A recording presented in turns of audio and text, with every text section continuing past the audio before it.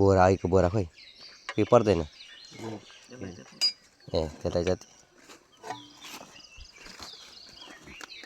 यसले घुमाउनु पर्ने है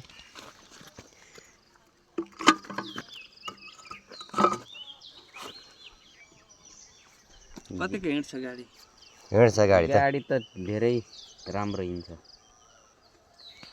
त्यो पहिले हामी तपाईँकोमा एकचोटि बनाउनु लग्यौँ नि त्यहाँदेखि त राम्रै हिँड्छ हिँड्न त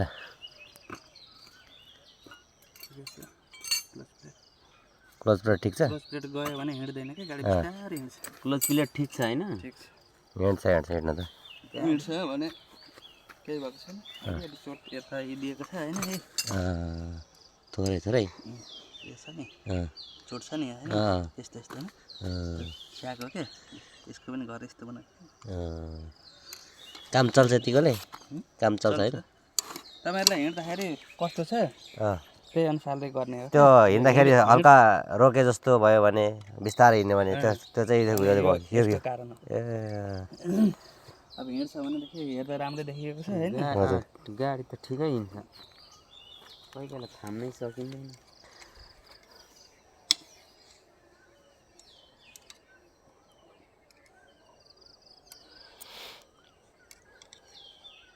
गियर ओइल पनि कम छ कि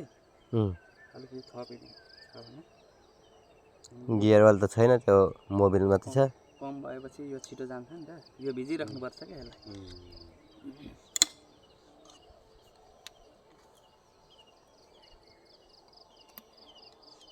यताबाट चुहेको के र के हो त्यो जान्छ